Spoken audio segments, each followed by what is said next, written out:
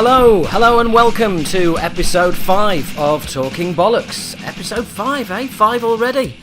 This year's going fast, so it seems like only yesterday that we were embarking on this journey together.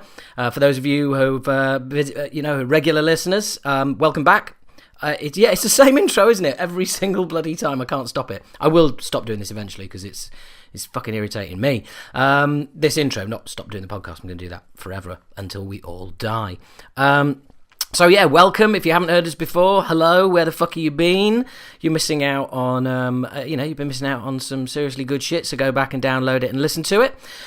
Speaking of which, there is another way you can now listen to us. There is a Talking Bollocks YouTube channel. And I'd like to say thank you to a few people. Mark Oldham for leaving some really positive feedback on there. Susan Bedrad again, and Kamasu 2008, who all left really cool comments on the YouTube channel. Thank you very much for your feedback, guys. Also, thanks to Johnny Sars for his review on iTunes, which is awesome. It's really cool. Thank you very much, guys. Thank you for taking the time to leave feedback. Really do appreciate it. As for the rest of you, you fucking lazy twats, do it. Get on there.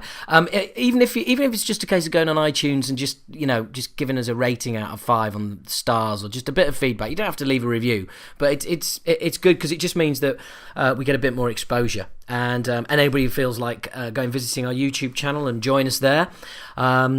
It's just the podcast as normal. So, but it's we're now just basically infecting the internet in as many ways as possible, just to try and get more listeners. More listeners means more bands, bigger bands, and all the rest of it. Anyway, I've bored you with all of this before, so I'm not going to do it again. Welcome, nice to have you all back. My name is Howard H. Smith, lead singer of inactive UK thrash metal band Acid Rain, who apparently put out 3 or 4 albums back in the late 80s, early 90s. Maybe check them out. So anyway, yeah, and buy them, you thieving cunts. So anyway, there you go. That's the first insult of the podcast. Only a few minutes in, and already I'm insulting you. I do apologise. Sorry about that. So there you go. I'm just going to leave a pause now. For you can tell me to fuck off back. Good. Okay. Glad you did that. Thank you very much. I deserved it. So where to start with? We're catching up on the world of all things metal since we last spoke. Well, unfortunately, I'm going to start on a sad note, and some of you will have seen on Facebook, certainly on the Acid Rain page, facebook.com/Acid Rain Thrash.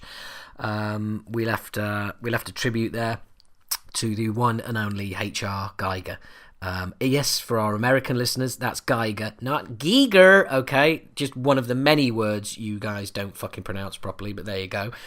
Yeah, just an awesome, incredible, brilliant, groundbreaking, rebel, genius, and there's a word that's way overused these days, but this guy was, HR genius. I mean, his artwork is incredible. For those of you who are not familiar, he designed the original Alien from the Alien movies.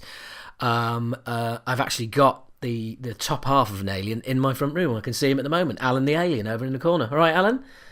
He's made of fiberglass. He's not going to talk back. I don't know why I fucking did that. Maybe I'll put a picture up somewhere of Alan. Yeah, I might actually. On our YouTube channel, I will try and insert a picture of Alan the Alien at some point, so you can see what I'm jabbering on about. And also on the All About the Rock page, allabouttherock.co.uk. This is the All About the Rock podcast, and it's Talking Bollocks, and it's me, and it's it basically we link together. It's cool. But anyway, back to H.R. Geiger. He also did of the legendary Celtic Frost. And by the way, yes, you fucking American pronouncers again. It is Celtic, not Celtic. Actually, that's pretty much up for grabs anywhere in the world, isn't it? Some people say Celtic, some people say Celtic. I don't know. Anyway, I'm getting sidetracked again. An amazing artist. He also, a number of Celtic Frost covers, obviously. Triptychon, he's done their 2 album covers as well. Tom Warrior's band. And did the legendary To Megatherion cover, which was awesome.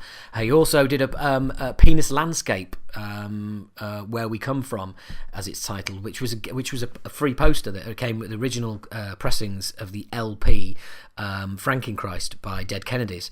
So for our younger listeners, an LP is like a big CD, except made of vinyl. If you want to know what a CD is, it's like a smaller sort of drinks tray kind of thing that we used to buy. Can you believe that? How stupid are we? We used to buy music. Yeah, just remember, every time you expect to get music free from a band, you are telling that band that their music is worthless. Okay? Just want to drop that in there. God, I'm going off on so many tangents already. I will get my H.R. Geiger tribute finished. Anyway, he did the poster in the Dead Kennedys thing. Awesome poster. Got the band in a lot of trouble. The PMRC, who I mentioned in the last podcast, were no, I didn't mention that in the last podcast. I mentioned that in a radio thing that I did, but I'll catch up on that later. So anyway, just a legendary artist. I mean, I've got posters of his, I've got calendars, all sorts. I mean, he's just an incredible artist. If you haven't seen any of his art, just put H.R. Geiger into Google, or better actually, DuckDuckGo. Yeah, don't laugh. That's a Google engine. That's a search engine called DuckDuckGo. The reason you want to use DuckDuckGo is, unlike the Google cunts, they do not track your searches. They do not store your searches. It is completely private searching. Now, for those of you who say, well, if you're not searching for anything bad, then it shouldn't bother you. You fucking idiot. If you think that, you're a fucking idiot, right? It's about having freedom online, about people not being able to pry on what everything you do and everything you look at, and market you and advertise you in every way possible, and build a profile of you, know everything about you, and use that for good or illegitimate reasons. So wise up, DuckDuckGo, great. I'm fucking Tangent City here, isn't it? DuckDuckGo, great search engine. So go in there, search H.R. Geiger on images. It'll just blow your mind, the stuff you there. And if you don't like it, you're a fucking idiot. He's just an absolute genius. So a man that we lost, and it's such a shame. I mean, he was 75. He tripped downstairs and he died of his injuries. That is just seems like such a waste. And apparently, there's a God. What a fucking joke! It's just, what a shame. He was just an absolute legend. So there we go. Legend, genius, all those words that are bantered about and not really, to people who are not really worthy of it. Well, this guy was. He was an absolute genius, and I suggest you check his art out. Anyway, from that sad news to something new, exciting, and good news, and that would be the new Slayer track, Implode. Yeah, right, okay. So I'm sure everybody who listened to it the first time straight away thought, "Ooh, I wonder what Howard thinks to this." Yeah, I'm sure you do. Now, well, for the record, I like it. I really do. I think it's good. I think it's. But I liked World Painted Blood. I also liked Americon and Hate Worldwide. A couple of tracks that people really don't like. Well, I did like them, and it reminds me of something like that. I really like God Hates Us All. I'm a big fan of that album. I'm a fan of Boss Stuff. Excuse me. Sorry. There you go. Another example that it's not edited. I'm a big fan of Boss Stuff, who, funnily enough, I met when he was in Forbidden back in the day. I met him a couple of times actually. First time when he was playing Forbidden set with one arm. Yes, you heard that correctly. One arm. He'd broken an arm. Whereas now, okay, you fucking weakling musicians out there in of the modern era go, oh yeah, he's having to step off for this tour, so we're getting somebody to fill in for him. No, he just fucking did it with one arm back in the day when we fucking did things properly. When we used to eat mud and swim in fucking rivers and not give a shit, and we all survived. So yeah, I met him back then, and I met him when they were supporting Death Angel as well, and I got on really well with him actually. Really, really nice guy, and we wrote each other a few times. Wrote as in sent letters to each other. I know, how fucking bizarre is that? Now, just as I said that actually sounds sort of quite sort of sexual. We send letters to each other. Yes. So, he said, dear Elizabeth, I am writing to you. No, anyway, I don't know where I'm going with this.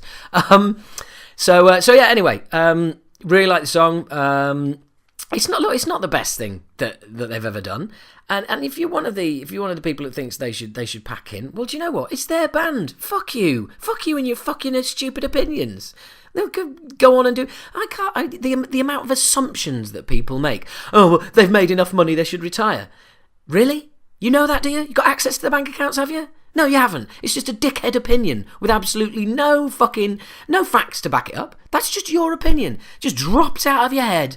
Yeah, just there it is. Oh, I think I'll type this online. They should quit because they've got enough money. Really? Well, I don't fucking think they have. Gary King said many times he can't afford to retire, and that wouldn't surprise me at all. They're not fucking rolling in it. Jesus. And if they want to continue, do you know what? They should continue. And if you think it stains their career and it's an abomination, don't buy any of their stuff. Don't download it. Don't go and see them live. Don't watch them on YouTube. Yeah, it's very easy for you to take Slayer out of your life if you want, and they can just carry on, and the rest of us can enjoy it if that's okay. So yeah, good for them. Look, I'd love it if Jeff was still alive. I'd love it if Dave Lombardo was still in the band. Guess what? That's not the case anymore. We move on. Such is life. So there you go. Anyway, other new exciting stuff. My tip for this month, music-wise, is an album by a band called 12 Foot Ninja. You heard that right, 12 Foot Ninja. The album's called Silent Machine. Look up the website on DuckDuckGo. I should get some fucking advertising out of those fuckers, shouldn't I? That's an idea. I must remember to do that, but if you're a regular listener, you'll know that I have very little memory, and I'll have probably forgotten that by the time I've forgotten it already. There you go. What was I saying? All right. Anyway, 12 Foot Ninja. Find their website. You can stream the whole album on the website. It's all on SoundCloud, so you can have a good listen to it. 12 Foot Ninja. 3 words. Here's 3 words that 12 Foot Ninja remind me of. Faith no more. Right, okay. Now, let's all take a breath. Let's take a collective breath, yeah? Calm down, right? There's never going to be another Faith No More. I'm not saying they are Faith No More. I'm saying they sound slightly reminiscent in places of Faith No More. In fact, more than reminiscent. The singer has got a definite big old hard-on for Mike Patton. But you know what? It's really fucking good. It is really good. I mean, really, really good. Yeah, I think I've made my point, haven't I? Yeah, fucking move on. What can I say? I'm really struggling not to play it. I mean, so far as albums of the year go, it's definitely in my top 1. I would say, yeah. No, it's just it's beating Destrage and even the mighty Prong Ruining Lives. It's a mighty, mighty, mighty album. It really is. Give it a listen. Some of the track.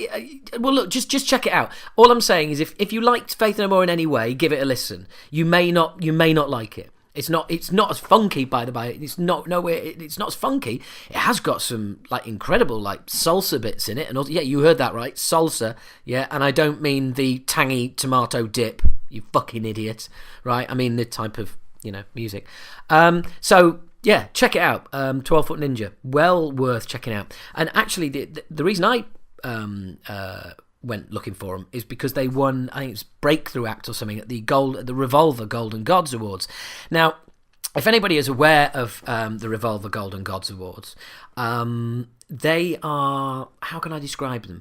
The shittest awards in metal. Yeah, I mean, if you look at the Kerrang Awards as like the Oscars, then the Golden Gods is like the Golden Globes, and as everybody knows, the Golden Globes in the movie world is dog shit. And basically, the Golden Gods is, I mean, the legend was the Lifetime Achievement Award legend, whatever, was Axl Rose, and he was presented his award by Nicolas Cage. Wow. 2 absolute fucking huge egotistical cocks on one stage at the same time. It was amazing. Nicolas Cage's speech before Axl Rose comes on is one of the most self-absorbed mutterings of all time. This guy's got no self-awareness. It's fucking hilarious. Check it out. And this is how shit the awards are, right? Avenged Sevenfoot sorry, Sevenfold, slip of the tongue, won a bunch of awards, and so did fucking Five Finger Death Punch. Jesus Christ. This one's for the troops. Oh, time, motherfucker, time. What a fucking pack of twats they are.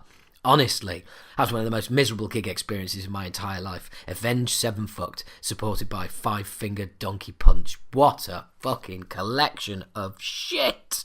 Free ticket. Hold my hands up before you say, no, what are we doing to that? Free ticket. Keeping a friend company. Needless to say, he's not a fucking friend anymore for making me go to that. Dog shit. So anyway, I just thought I'd share that with you. Well, more dog shit coming up. More dog shit I'd like to share with you. If you're unaware, there's a song by now, just bear with me here. Song by Avril Lavigne. Hey, see what I did there? It's like Avenged Sevenfoot. Avril Lavigne. Oh, I'm on a roll.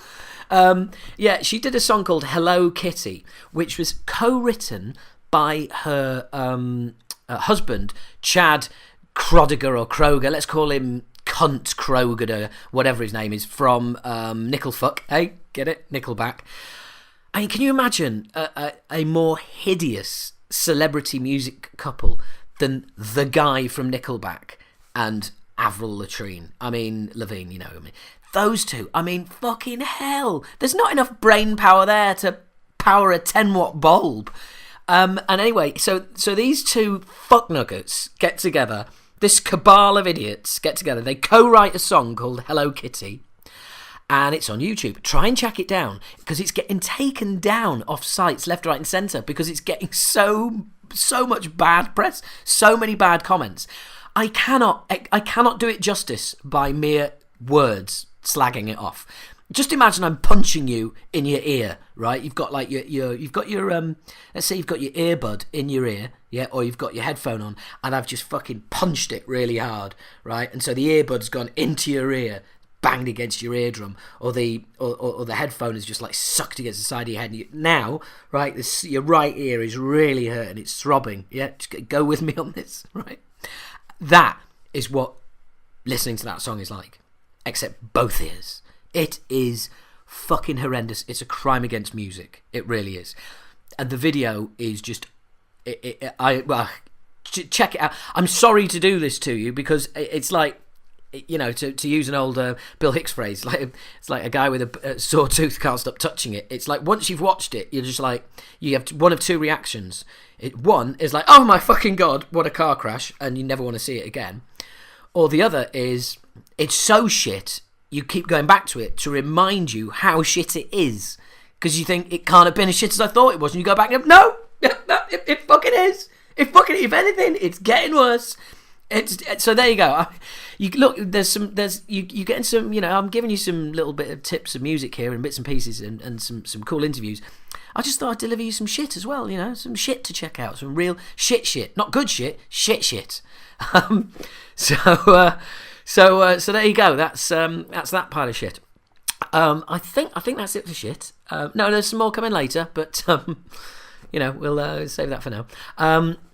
Another shout out as well. Thanks to the guys up the front of the show. A shout out to my man Andy Kennedy at Mosh Radio. He asked me to do a couple of intros for a few Acid Rain songs. It's an internet radio station called Mosh Radio. Look it up on duckduckgo.co.uk or .com. I'm definitely going for some money from them. And check it out, Mosh Radio. Andy did a really good job. He's got a really great taste in music. I mean, I was listening to the show before I was on it, and I was just like, every tune was a winner. You know, it was just really cool. So if you're into internet radio, wherever you may be, wherever you're listening to this, whether it's offshore in an oil rig, or in a car, or in bed, or on a bus on the way to work, or wherever you are, then you know it's worth checking out Mosh Radio. It's at weekends, Friday evenings, weekends, shit like that. So anyway, look it up, find them on Facebook, join them, do whatever. What else has been going on? Oh yeah, oh dear, Lars Ulrich and his monstrosity drumming. Lars and the Larsettes, or as they're otherwise known, Metallica, headlining Glastonbury. Hey, dearie fucking me. It's kind of funny. I mean, look, you know, good for them. good for them if they've been offered it. Why not? You're going to take it. I think it's going to be pretty fucking funny. I think they'll do a great job, no doubt. They know how to work a festival crowd, and I just think it's really, really funny. I think it's funnier because of Sonosphere as well, where they're playing. Sonosphere released a statement saying, Metallica asked us if we minded letting them out of their exclusivity clause with us, and we said, of course, no problem. It's like, well, duh. Of course you're going to do. Of course you're going to say that. What are you going to do? Say to them no? And they're going to go, well, fuck you. We're going to go and do it anyway. What are you going to do? Take Metallica to court. Burn your bridges. One of the biggest bands in the world. One of the only bands who can headline festivals now. Yeah, no chance. Of course they're just fucking going to go and do it anyway. So hopefully they won't be treating us to Lords of Summer at that particular... in fact, they definitely won't be playing Lords of Summer in the UK this summer because they're only doing Glastonbury. Which is going to be a greatest hit set, as they've already said, and the other one is Metallica by request, and no one's going to request the Lords of fucking Summer if they've heard that. No chance. No one wants to listen to Lars Ulrich having an aneurysm behind the kit again. No. So yeah, Metallica at Glastonbury. Who would have fucking thought it? Eh? There's a great clip of Metallica from the first time they played Donington Monsters of Rock. Yes, that's what it's really called. From back in, I think it's 85, 86. There's a great intro. There's a great, like, after the first song, James Hetfield's just going like, if you're in a spandex and all that shit, we ain't your fucking band. And then, like, all these years later, they're going to be playing fucking Glastonbury. Amazing. But there you go. So moving on from Metallica, I'm going to go on to Megadeth, or more particularly Mr. Dave Mustaine. Oh dear. Dave played with the San Diego Symphony in the last month, and it was online, and it was fucking horrendous. I mean, what the fuck? I mean, I've taken the piss out of Lars and his drumming on Lords of Summer, but fucking hell, Mustaine takes shit to a new level. It's fucking embarrassing. It's like someone's dad has won a competition to rock up and play their guitar in the middle of as a prank, and rock up and play a guitar in the middle of a classical concert and fucking ruin it for everyone. It's awful. It's fucking terrible. It's just. It's words are failing me. It's like what's it like? It's like remember Beavis and Butthead? It's like Butthead has rocked up and playing guitar. When he's like headbanging along to music. It's just fucking embarrassing. Is the only word I can say. It's painful. It's fucking painful. And he thinks it's great. He thinks it's absolutely wonderful. He finishes playing his solo and he's sticking his hand in the air and giving it the devil horns. And you're just thinking, fucking hell, Dave, this is awful. It's fucking woeful. Even people were there who've blogged about it and said, like, because some people have typically, Mustaine's acolytes who just like love everything he does and suck his cock all the time. And by the way, just in case you are one of those people, if you think that the vocals on the Big 4 DVD, if you think those vocals are from that gig, you're sadly fucking mistaken. I can tell you that for an absolute fact. But anyway, oh god, the studio stories I've heard about Mustaine you wouldn't believe. But anyway, and I'd love to share them with you, but I can't for obvious reasons. But I may be able to soon, because I may be interviewing. Well, I am going to be interviewing somebody on the podcast coming up, possibly next month, who is a very well-known metal producer, so it should be pretty damn cool if it comes off. Well, it's bound to, actually. He's a mate of mine, so, but we'll see. Anyway, just check it out. And I was saying, people posting on YouTube saying like, oh, no, leave him alone. This is a shitty recording, man.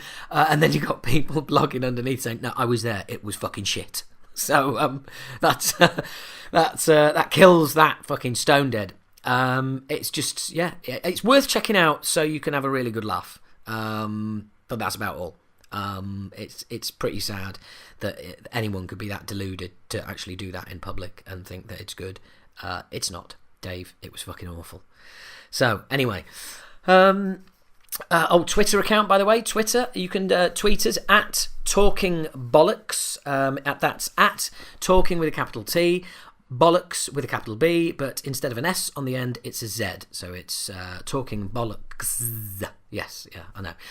We've doubled in followers. Yeah, so we've gone from 20 to 40. Brilliant. So we might have a decent amount of followers by another 20 years. We should be there. Should be sorted. Great. So yeah, tell your friends. You can tweet me. I run the Talking Bollocks Twitter account, obviously. So just tweet me there. You can email me, and that's at howard@allabouttherock.co.uk. Don't forget to visit allabouttherock.co.uk. Great site. Some very, very cool reviews on there at the moment. And actually, I wanted to give you a heads up on another cool album.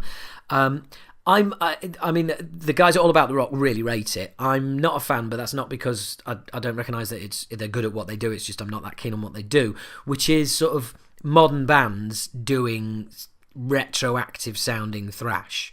So by that I mean, what's that? Sorry, I've just noticed I've got a strange. I've just there's some post lying around in it. Anyway, sorry about that. There you go. Not edited. Not professional, not even good. It's a modern band playing sort of very sort of retro thrash, and there's just I can't get my head around it. I just don't do it. I don't like it. If I want to listen to Testament, I'll listen to Testament. I won't listen to a bunch of 25-year-olds wanting to be Testament. But the album is by a band called Dust Bolt. The album's called Awake the Riot, and I have to say, look, it's very good quality. I'm sure a lot of you out there who like your old school thrash and like the modern stuff as well will love it. I mean, and the reason I'm giving them a plug is never ever heard of these guys before at all.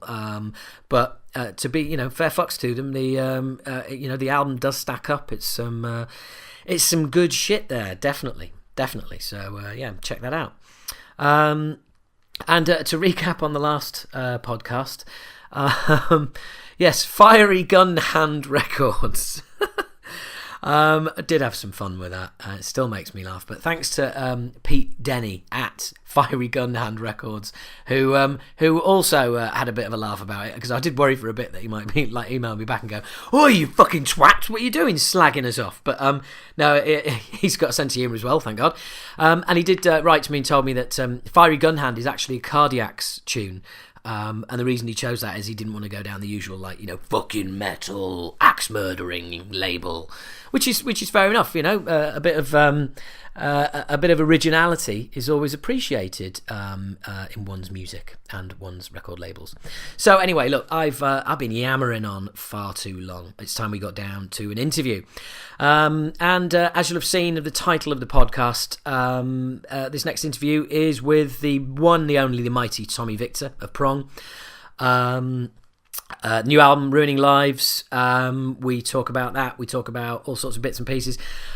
Get yourself a copy of Ruining Lives. Get a CD of it. Or buy the download. But whatever you do, pay for it, and tell musicians that their product is actually worth something to you, as opposed to worth fuck all. We met just after on the Monday after they'd played down at the Underworld in Camden. There was me, Tommy, and a press guy who organised it, whose name I've forgotten. Really sorry about that, mate. I'm sorry. And by the way, if you are listening, I did email you and suggest going out for a beer, so get back to me. So anyway, Tommy and I went to a well-known pub in London. It was midday. We weren't drinking, but it was just a suitable place to hang out and have a chat. As you'll hear in the interview, it's quite funny. Tommy doesn't remember me from back in the day, which is fair enough. I mean, we only met once, fleetingly, and then after the interview, we were chatting a little bit more, and he went, "Oh, hang on, I do remember you. Yeah, it was just something there," and I was like, "Yeah, okay." Never got that on the interview, but and you probably don't believe me anyway. There you go. So anyway, look, I've gone on long enough. Let's have an interview.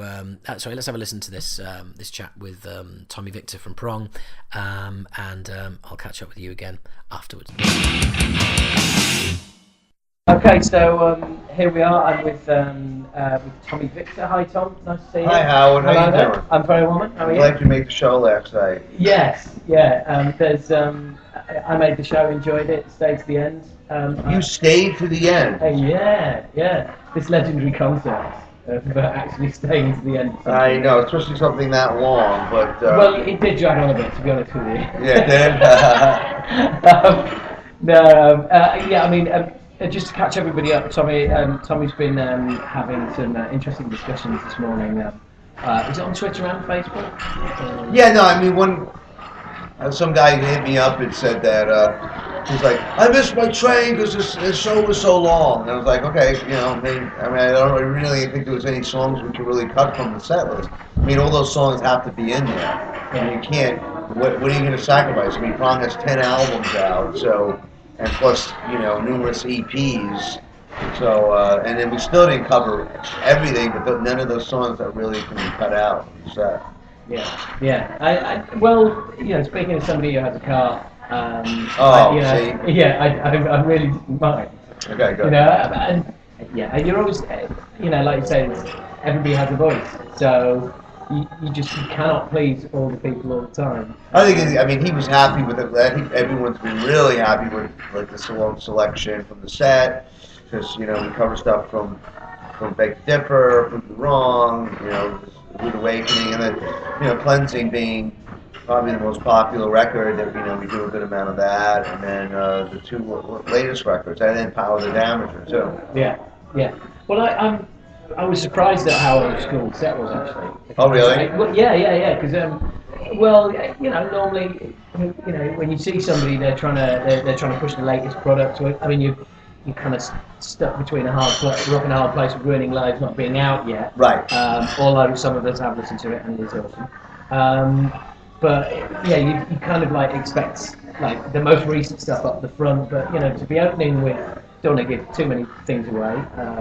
Because I'm old school and don't like to ruin it for everyone else, but some people post the set list. It's like, no way, man. No, yeah. Opening with I've completely forgotten now. For Dear Life. For Dear Life, yeah. That was total surprise. Really? I guess because we've done so many shows all over the place, like in America and then the continent, that we've been using that as an opener for a while. I guess. In London, we haven't really played that song as an opener. I forget what we were opening up for, but I think that's a good opener. Yeah, cool. Well, look, I'm not sure if you remember. Oh, by the way, thanks for accepting my friend request on Facebook. Fine, I must have been like a stalker though. It was because I was trying to reach you through Facebook, through the website and everything else, and it's I had this sort of cut and paste message trying to remind you of a meeting that took place in, I think, 1990. Oh, really? Yeah, at the Duchess of York in Leeds. I don't know if you remember that. It's a tiny little kind of pub venue. You know what? I don't remember. I remember the tour. Was that with Godflesh? Or was I think you were on your own. Okay. You were on your own for Beg to Differ. I traded a Flotsam and Jetsam tour T-shirt off you because I was in Acid Rain and I knew Dan Lilker, and nice. It was like a sort of mutual contact that we knew, but it's an awesome T-shirt, man. I think I've still got it somewhere. Nice. Yeah, I remember. I remotely remember that gig. I can't really remember it. It's so far back, and I wish I remembered some of those things. I played there many times myself, and I wish the venue was still around. There's so many cool venues. They're gone now. Yeah. Okay. Yeah. And there's loads in London, for instance. I mean, there was the old Club Foot Clarendon. That's a shopping centre. The Marquee. All the marquees have gone. The Astoria, that's gone. The Astoria 2's gone. I mean, it's just depressing, actually. But it's weird. And the Underworld you played last night, is one of the cool ones that still managed to hang in there. Yeah, they got a new sign out front too. I noticed. Yes, things are going up in the world. Fancy. Yeah. Yeah, exactly. So I wanted to ask you a little bit about Ruining Lives because I've been listening to it for over a week. Okay. And I've got to say, You Can't Resist Stoneman was just phenomenal. I mean, I don't know where that came from. that was just, that to me gave me the same feeling as the first time that I heard Cleansing. It just like, whoa, these boys have just like raised the bar, and there just seemed to be. It seemed to be kind of like a really intense, almost sort of brutal, even more brutal Prong than I'd ever heard before. And it's a phenomenal album. Ruining Lives as a follow-up feels like Prove You Wrong following Beg to Differ. It feels a bit more groovy, a bit more, I don't know, kind of independent. You seem to be doing more with the vocals as well. Yeah, it's a bit more melodic. Definitely more melodic. I think that's just a natural progression from the last record, and just centering on the songs, where there was 25 songs written for Carved Into Stone, and we had a lot more to pick and choose from. This one was done a lot faster, and those 12 songs are the ones that were written, and that's what landed on the record. So, being that, each song I treated as a real song, and I developed it with the vocal and the chorus and everything, with a lot more attention, I think, in a smaller amount of time on this record. But I mean, there's some pretty brutal stuff on this one too. I mean, we mix it up again, and that's what Prong has to do. I mean, there's songs like Absence of Light, which probably is one of the most, what would you say, melodic songs that we've done. Yeah. But it's still a heavy song. Windows Shut, which is like a post-punk vibe with a little bit of math metal in there, and then there's the thrashers with like Chamber of Thought and the Barriers, and the title. I mean, the title track is like an old school, something that almost could be on Force Fed for that matter. I was just going to come to that actually, because it's quite strange that Ruining Lives, the title track kind of for me just sort of encompasses almost what the whole album's like. I mean, right. There's an instrumental break in there where we've got a blast beat. And then not much longer, you just got these huge sort of melodic, doomy Sabbath kind of slow parts, and it's just there's like everything's contained in that one song as well. Is that why you playing that live, or is it just a good time to play that? I don't know why that was selected as much as that it's the title track. I think that and it has sort of an industrial metal thing too that I wanted to keep going, and I think it fits with the rest of the stuff. Yeah. So a lot of it has to do with the tuning too. That being in a D tuning, that's similar to the other songs that surround it. Yeah. So I think it works.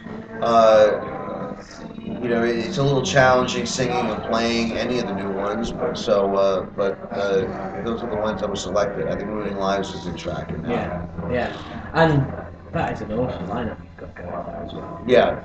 No, I always seem to find these. I mean, recently we've been finding the great guys, and I love these guys. I mean, Alexi was great, and Jason's he's been amazing. It's just, everyone's schedule has been so weird. It's like, everyone's doing other things, and now now that we're working a lot, and Prong's been really active for the last 2 years. Hopefully, I can keep a solid thing going.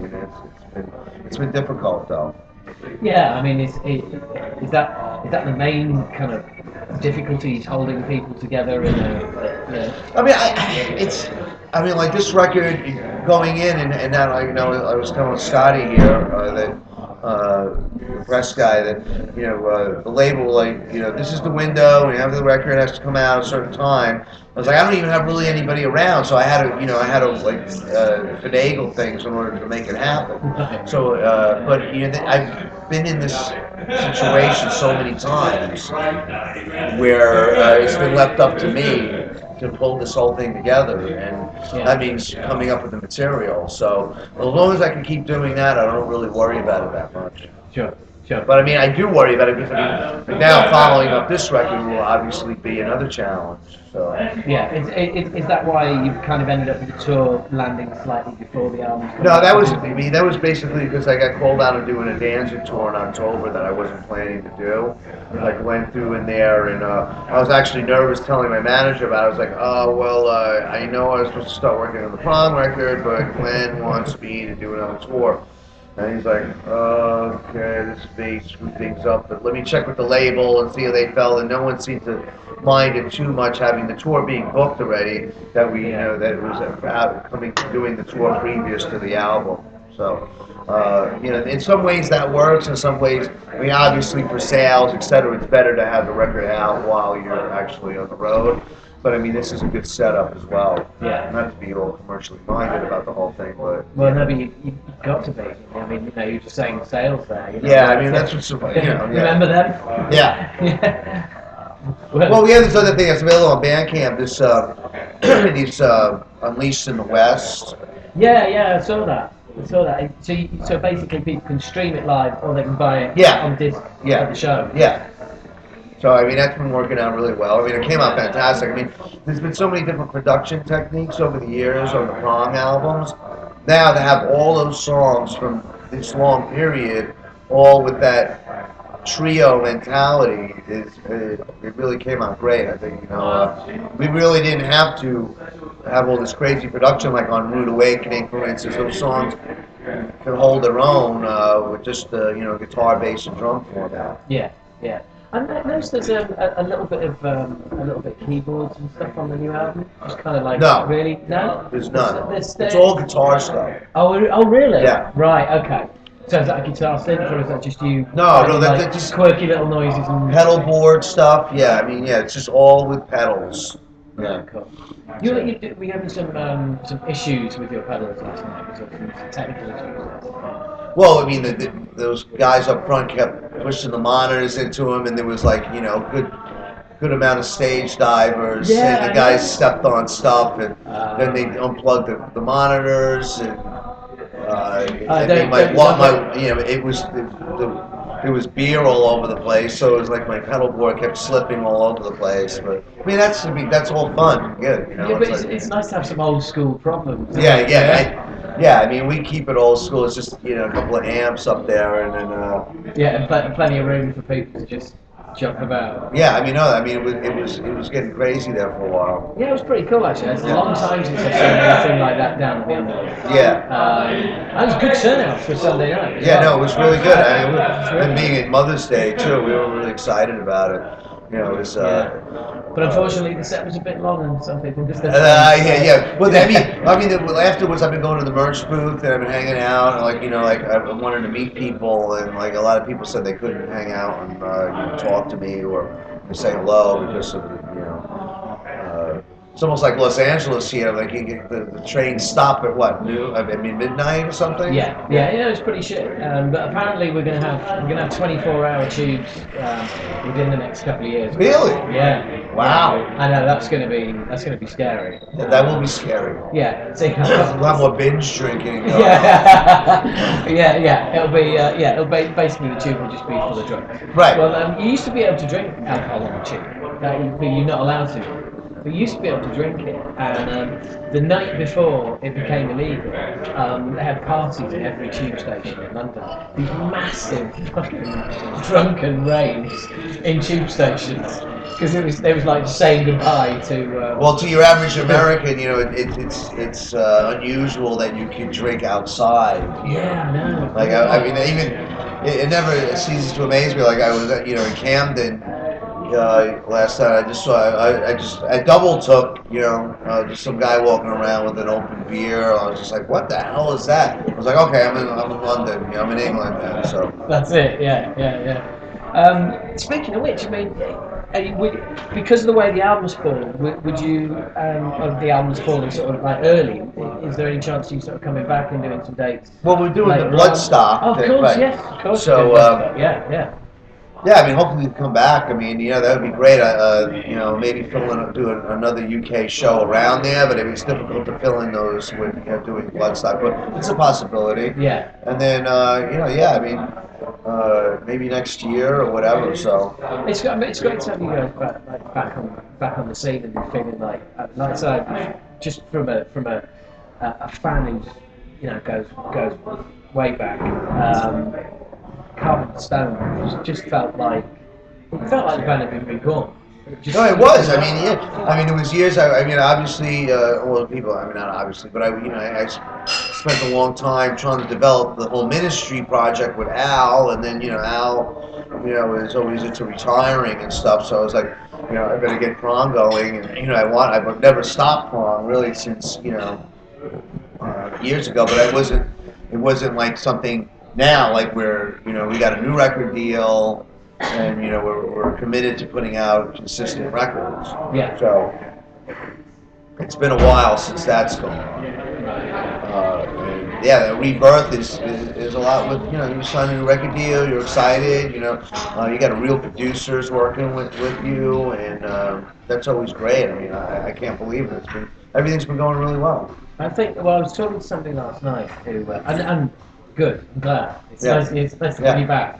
I was talking to a guy last night who's 2/3 of the way through chronicling your entire life history, every single gig. That's quite impossible. I know this one he forgot, and I just was talking about this one in Romford that we did. Shit, you played Romford? Yeah. How the hell? A battle of the bands. A battle of local Romford bands and Prong. I don't know. Someone's getting sacked after that. No, I mean, it almost I was almost committed to ending my career. It was the most horrible experience. That place is a nightmare. Yes. Yeah. And we were stuck there because we were we were on a bus. And I forget who was. We were out with some other stupid band that was opening up for us, and we were stuck on a bus parked there, right off that main drag. Yeah. It was. I've never seen anything like it in my life. I mean, I've been to some real weird places. Shitholes. Yeah, right. shitholes. Right. Okay. Yeah. Like Eastern countries and everything, and that takes the cake. Yeah.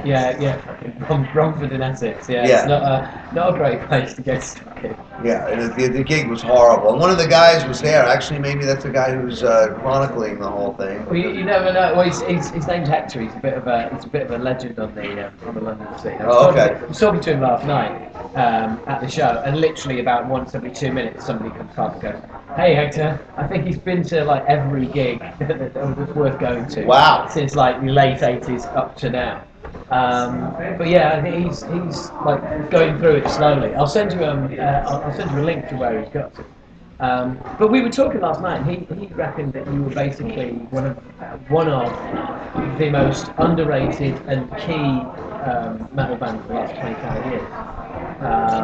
And looking at kind of, you said you're one of those bands who always gets mentioned in interviews, and it's kind of like, even as a fan, it's frustrating to look and think like, you should have been like way up there.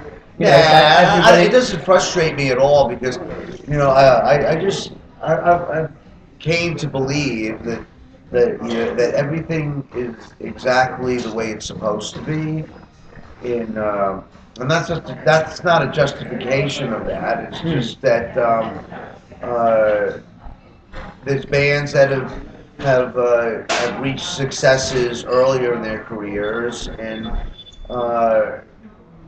maybe their later releases were lacking. I think that now, at my age, I'm still viable, and I'm still hungry, and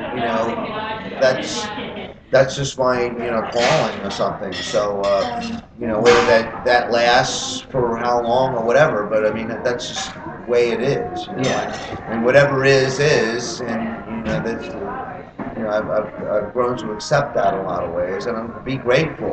So there's a lot of bands that are underrated that haven't reached the recognition, and one being like the Bad Brains, for instance, and in my opinion, and you know, on a big scale, people could say that about Killing Joke, you know, and still in America, like, you know, after all the great, amazing records and songs they put out, Fields of the Nephilim is another band that no one even knows them in America. It's like, it's weird, you know, like, so I mean, people know them, but they're not like, you know, and then, you know, rock music is all underrated anyhow because, you know, the central attention to everything is the Miley Cyruses and the Katy Perrys of the world. I mean, so you know, that's it's just whatever. I mean, well, I spoke to Bobby from Overkill a few weeks ago, and he was saying the most. He said, "Look, as long as I'm still relevant, you know, that's what I'm." Followed with a classic Bobby laugh. And yeah, he was like, "No, he's great. I mean, yeah, I mean, he's still doing. I mean, and that band's amazing. I mean, like we did a tour with them between records. Like, so I got called up by their booking agents. Like, you want to go to Overkill? I'm like, fuck yeah. So. I mean, we didn't have any product out or anything. We went out with them, and they just killed it. You know, it was like, and it worked. You know, it's just like when you're good, you're good. It doesn't make a difference, like you know, how many people are there, or if you're trendy or what have you. Who cares, really? I mean, all that stuff it doesn't really mean anything. You know? It's like it's the moment that means something. When you're on stage and you know you're up there and.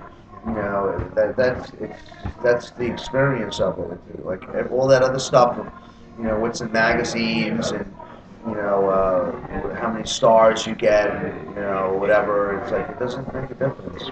Well, watching you last night, you certainly seemed like a bunch of guys really enjoying yourselves. Yeah, no, I mean, I mean when. You know, apart from, you know... When you haven't got beer all over your face. Yeah, and then, you know, getting smashed in the hand, and, you know... And then some of the guy, that one dude trying to play my guitar, like, during the set. And, you know, just stuff like that. I mean, I love that stuff. Yeah. And sometimes it's hard to get back into your groove after those things happen. But that's old school, man. That's like, you know... I mean, we used to play, like, when we first came out, we were playing clubs, and, like, I had my teeth redone, because, you know, I always, you know, being a singer, guitar player, it was always, my whole front two teeth were all chipped up, and some girlfriend of mine, was just like, I said, you got to do something about those teeth, man. They're all, and I had to get them ground down, and, you know, but they were all bashed in. It was like a hockey player. So it's like I almost should wear a mask up there, but you know, and then, you know, some shows nobody's doing it. You go to Holland, and people like. Yes, you know, they don't, you know, it's a different vibe. So I mean, London is always the greatest place to play. I mean, you know, it's never, you're never going to get any better than playing London. So it's just, that's where Prong started, and that's where we'll end, apparently. Yeah. Well, maybe hopefully not too many shows, though, you know. So, and that is a big old chunk of music you're playing as well. I mean, it's you know, you don't play enough songs. People complain about value for money, and you play too many. There's a good handful of songs that I really would like us to start playing again. What would they be? Stuff from Primitive Origins and Force Fed. Like, you know, I want to do every record's should be documented, and you know, it's based upon you know the American audiences, which aren't really familiar with those two records. But when we come to Europe, because those first two records were released on a British label, Southern Studios, so people are more familiar with them. So, you know, I'd like you know, and I'd like to see if we can start doing them again. So, but and then there's a couple other songs like Unfortunately off of Rude Awakening that should probably be played. And there's this thing called Sound Exchange in America. It's like a lot of like clubs, like bars, like we're hanging out now. They have like these jukeboxes, and that I mean, not to go into commercial things, but I mean. That it's almost like I make more of my money off of those jukebox sales than pretty much anything. Yeah. It's like, you know, people put on, you know, like Snap Your Finger, Snap Your Neck on that thing, and you know, I get like a monthly, you know, royalty from that. And it's like there's a song, unfortunately, that it's on Rude Awakening. That it's like one of these things, like you never would know that like people would be playing that song, and that's like really high on the chart. I was like, I got the reports recently. I'm like, huh? Like that song? It's like. So I guess we should be playing it. If that's a good barometer of what people are playing. And it's not like the first song on the record. It's like way down in the record on Rude Awakening. So apparently, people are picking that song for some reason. Maybe because of the song title. Because everyone feels unfortunate. So. Yeah, you just struck a chord. Yeah. Because obviously, the industry's changed beyond all recognition. And like you're saying, it's you have to be commercially aware, because this is a job that Well, you have to follow people. You can't, I could sit here and try to be a marketing expert, but that's not me, and I don't know. So, I have to trust people that that would tend to know what to do. So, I'm not afraid to learn or like to try to figure things out. I mean. You have to entrust others. It's just like having a record producer or having good engineers or, people, press people, whatever. You can't. I can't micromanage all this stuff. Yeah. You just got to make sure you got the right people. Yeah, but and then if they don't work out, they don't work out. But that's not, that's just the way it is. So, you got to, not everything's going to be great. Not everything's going to be good. Everything's going to be bad a lot of times. So, and you can't I've learned that too. That's why I've had some kind of longevity. Just because I realized that there's going to be a lot of valleys in your career or anything you do, and you just it's you don't know when the end is in sight or you don't know what's going to happen. And look, I mean. Since I left LA, there's been 2 earthquakes already, and who knows when the big one is. There's going to be a big one, and I'm going to be here in London, and then I'm going to, California's going to be in the ocean, and then I'm going to have to live here. You never know what the hell's going to happen. So. Yeah, well, we'd love to have you, definitely, and there will be 24-hour tube soon as well. So it's all good. Yeah, I'm telling you, that would be hard to be adjusted because living in California, I've grown accustomed to having an automobile. And seeing the sun as well, I would imagine. Oh my God, yeah. I mean, we had a big drought out there where there wasn't any rain. And, did you have fires as well? There's always fires there. Always. That's like the big news there. It's like, okay, another fire. It's like, okay, 3,000 houses burned down. It becomes passe after a while. Wow. Yeah, because it dries up. The hills dry up, and they keep, there seems to be some kind of weird economy based upon that, where this happens every year and they act like it's something new. I mean, when people's house burned down and they get insurance money and they just build another one. So yeah, and my sister lives in Australia and they're in a part where they're always having fires. I've got a cousin who lives in Spain and they're always having fires. Yeah, it's dry. And that's it. It's they've got all sorts of technology, but all the technology is basically how to spot fires. You can't stop it. You can't stop it. Yeah. It's absolutely scary, burning out villages, and it's burned. My cousin is in Spain. They just burned for 20 miles. Yeah. From where she was, right to the coast, and everything in its way was just gone. And there's nothing we can do. No. It's just the way it is. Just the way it is. But obviously you've been over the UK many times. As you said, you kind of not started here. Yeah. Given that you're now, all these years later, you're back in the UK again. Does it feel like a kind of a second home?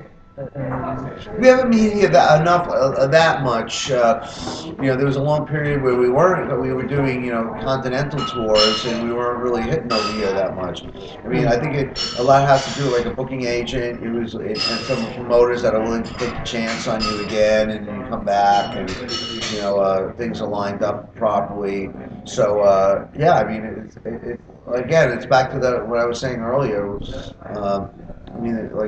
now sometimes it seems like we start playing the UK again, and then like Germany suffers a little bit, or it'd be good to have everything going at the same time, but it never seems to work out that way. Or America suffers. Right. I mean, America's getting difficult because of the gas prices, and it's hard to get around, and you have to. Damn, I mean, like years ago, with the gas being cheap, you could get in a van and go for 3 months. Now you can't do that anymore. Like we're trying to figure out how to tour America without having to, drive from, Denver to Seattle, and like these crazy drives that, years ago that you wouldn't think about because it would be inexpensive. Now, there's no way to do it. So. Being a trio, maybe we could fly or something like that. Yeah. Well, I don't know. It's just another part of the evolving costs of being. Yeah, I mean, LA has changed a lot too. Where now it's got to the point where because of the gas prices, you play down. You can play like an Orange County show. And then maybe like Ventura, and then like an LA show, and then San Bernardino. So because people aren't going into to a central location that much anymore. So you have to you spread like one Los Angeles show into like 5 shows, right. Smaller shows. Yeah. So I think that seems to be the sentiment in a lot of places now. And Europe too. I mean, where. Years ago, I mean, we were playing like 10 shows in France. That's non-existent anymore, Yeah, totally. Yeah. We played 26 shows in the UK. Wow. Yeah, we did Scotland, Wales, Ireland, and England. 26 shows. Hey, we've never played Wales. I've never been to Wow, Florida. really? Never been there. Oh man, it's crazy. I think that was one of the reasons when I saw Bobby. He said one of the reasons they'd come out the studio to do the UK leg was the first. They got a chance to play Wales for the first time. They got a chance to play Glasgow for the first time. There was a few firsts in there, and that's why they did it. I mean, and you're saying these opportunities they don't often come up. So when they do come up, you got to go for it. Yeah. So. Just wrapping up now, one thing I did want to ask you. Obviously, you've done a lot of stuff in a lot of bands, and Prong is obviously home. That's where you live. Is for the foreseeable future? Is it? I mean, you mentioned you went out and did a dancing tour, but musically, from your own output, is oh yeah, Prong I mean, now. Oh, absolutely. Set for the next few years. Yeah, I mean, like I mentioned the ministry thing earlier, where I was creative in that. Like I worked on a couple of the records, and then, but now, like all the songwriting, etc., is completely into Prong. So, with anything I do with dancing, I mean, Glenn writes all the songs, so I just, I just help him out doing records or whatever, or these occasional touring. So yeah, I mean, I'd love for this to keep going and and make this. Not only a priority, but just this is the only thing that I do. So that would be cool, and that's I think that's the goal. Yeah, awesome. It's good to hear. It's good to hear. And just a final quick question: what do you think is Monty Python now? You know what? I haven't heard the whole thing. Right. Okay. So I mean, like I saw the video occasionally, and the one where just in the white room. Yeah. Yeah. No, I haven't listened to the whole thing. And he said he sent me a link, and then I never got it, and I've been out of town, and so I wanted to get a physical copy of it, so I haven't really heard the whole. Yeah, no, I got the CD of it. Okay, cool. Yeah, it is. It's really cool. Oh, good. Really I got to cool. check it out. People are saying good things about it. Yeah, well, I mean, without doubt, there's bits and pieces that remind me of Prong. Bits and pieces that sound nothing like Prong. He's got his own sound. Yeah, he's a great guitar player. Great guy. Yeah, but it's really different. It's just found kind of like its own place. Wow. Okay. But yeah, it's cool. It's cool. Nice. Well, look, Tommy, I really appreciate it. Thanks, Howard. Appreciate it. Thank you very much. Thanks a lot. Cool, Cheers. Man. So there you go. That was my interview with Tommy. We had a good old chat there, and never thought I'd see the day where the town of Romford would crop up in a in a Talking Bollocks interview. But there you go, surprises all around. Top man, Tommy. Really had a really good chat, and like I said, Ruining Lives, great album. Get out there, get it. I mean, it's his longevity that is so impressive. I mean, you know, the key word is relevant, as Bobby Blitz once told me, and I'm sure as you remember if you've listened to that interview, you know, that's all you got to do. Just strive to be relevant, and some people have got it, and some people haven't. Some people don't even need to strive, and I think, you know, Tommy is definitely one of those. Funny thing is, as you know, as we mentioned in the interview there, I was talking about Overkill and Prong are actually touring in the States together at some point this year. So there you go. Hey, I'm not trying to take credit for that. I must stress it's just, you know, it's just happening. That's all. So what else has been happening in the world of metal? Somebody asked me what I thought to had the girl from Arch Enemy leaving and being replaced by another female singer, and look, I'm not a sexist, but I just don't do female vocals in metal. Sorry, and I know that I'm going to be accused of being sexist. I'm not sexist. I love women. I love tits. No, seriously. I love women. I love everything about them. Just not in metal bands. No, look. I'm not a sexist. I'm not saying I will never like a metal band with female vocals. What I'm saying is Lacuna Coil, Arch Enemy, well, all of those horseshit bands with fucking keyboards and Epica. It's the actual music. It doesn't do anything for me at all. I mean, it even goes as far as back in the day, Doro Pesh. I mean, God, I can't believe she's still going, bless her, dearie me. But yeah, she's like the Helen Mirren of heavy metal. But yeah, just does nothing for me. But like I said, I'm not saying that's because I'm not saying I would never like a metal band with female vocals. But I've yet to hear one that I have liked, and you know, I can't put it any other way, and you know, that's just the way things are. So, you know, sorry about that and all that, but there you go. You know, I'm not a sexist. If I was, I'd say something like the only place for women in metal is in the dressing room on their knees, you know, or bent over. But I wouldn't say anything like that because I'm not sexist. That is just the kind of thing a sexist person would say. I know that I'm digging a huge fucking hole here. My apologies to any female listeners. Both of you. I'm genuinely am not. This is tainted, isn't it? This is me bringing a subject up that no one asked me to bring up, and then saying no. It's like saying I didn't do it when nobody's accused me of murder yet. It's like watching those sort of Poirot or something like that, where he gets everybody in a room. Like, one of you is the murderer. It wasn't me. Oh right, it's clearly him then. So yeah, look, I am making a mess of this, but no, I'm not a sexist. And anytime send me, please. In fact, I'm going to get something out of this, get something positive out of this. Send me, please, via Twitter at Talking Bollocks, email Howard at allabouttherock.co.uk. Just send me your suggestions for bands with female vocalists that I should give a listen to, that you think, you know, will actually make me go, actually, you know, I fucking really rate them. But Arch Enemy, really good band, spoiled by that shrieking Harridan, frankly. Awful. Fucking dreadful. But there you go. Just my opinion, but as I've said before, you want anybody else's opinion? Fucking go and listen to their podcast. I wanted to mention also, obviously I say this every podcast, but I do stand-up comedy. I have been doing for 15 years, I worked out the other day. 15 fucking years! Jesus. So I've been doing stand-up for 15 years, but for the last 8 years as Keith Platt, professional Yorkshireman. You can find me on Facebook as Keith Platt, or you can find the Facebook group, Keith Platt, professional Yorkshireman. If you see me gigging around the country, then please come along. I am going to be at Download this year. I'll give you the times and date. Oh, actually, I better say now. Actually, it's on the Wednesday of Download.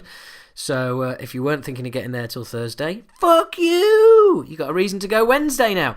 So yeah, it's the Wednesday at 7:50. That is no, not 7:50. Well, yeah, 7:50 in the evening. That's 19:50 if we're going to get all militarized shit on you. I'll be me as Keith Platt. I will be doing a set, and Love Download is always a great gig. It's always nice to be able to I don't know. It's weird, to be honest. It's the closest thing to being back in Acid Rain that I've ever done. This will be my 4th year at Download, and it's weird because it is. You're playing to a bunch of metalers at a metal festival. I do finish my set with a song. I do a version of Pantera, but dressed up as an old Yorkshireman. Now, if you want to see that, you can.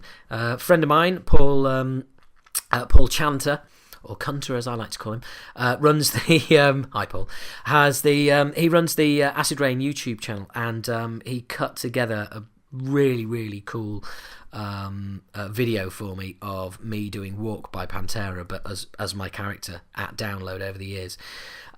So you can look that up on YouTube. Just put in Keith Platt Walk, and it'll come up, because funnily enough there's no other Keith Platts. They're doing Walk or by Pantera, so put Walk Pantera cover Keith Platt, whatever, and you'll find it. And it's pretty nuts, but give you an idea of what I'm doing with my time these days. And coming up May 22nd. By the way, I'm changing tactics here, changing subject altogether. Max Cavaliera's book is coming out. His autobiography is coming out in English. I'm going to be picking it up. So if you're unsure, wait till the next podcast. Let you know what I think. But fuck me and my opinions. Doesn't mean you'll like it, does it? So yeah, whatever. What was I going to say? Oh yeah, going back to my Keith Platt thing. You can tweet me also at Keith Platt. That's capital K, capital P, all one word, Keith Platt. So there you look. There's millions of ways of getting in touch with the show and all the rest of it. Please do. By the way, in case you're wondering what is babbering on going, we have got a track coming up to finish the show as always, and it is I think it's our first unsigned band. The first, I'm actually delivering on a promise that I made right in the very first or second podcast, which was, if you send your stuff in, and I will play it, and we've had a few tracks by bands who've got deals and stuff like that. Although 13, or XII as I constantly called them, I'm never going to forgive myself for that, and neither are they, to be honest, but I don't blame them. I think then I'm not sure if they're actually signed to a label or it's their own label, whatever. But anyway, look, this is a proper EP demo from a band called Scimitar. So I'm going to tell you a little bit about that in a minute. So Ryan Atkin, this one's for you, mate. I just wanted to say, as I always do, thank you very much. Thanks for listening. Thanks to every single fucking one of you. The way this podcast has taken off, the way it's growing is awesome, and it's growing because of you guys. It's it's organic. We're not putting adverts out there and shit like that. It's just all about you guys spreading the word, liking what you hear, sharing it, and creating some momentum. And because of that, it means that it's just such a mega cool audience. Every single one of you. Seriously, thank you for letting me into your ears once again. I really do appreciate it. And I can't stress enough how cool it is and how much I appreciate it. So thank you very much. Keep listening. And we might, who knows, we might bump into each other at a show sometime. That would be cool.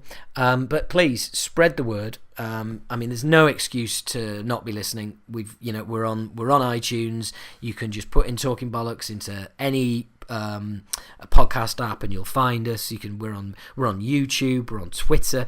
We're infecting the internet. We're fucking everywhere. Okay, we're like a disease. We're spreading like a virus.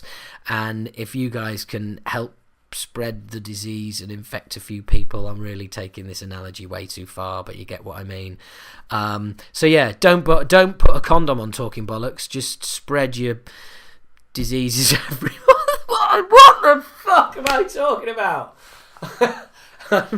Oh dear, I am sorry. I did have a few drinks last night. Did a big gig last night. I was closing in a central London. So sorry, just more proof that this is not This is not edited. But will you fuck off?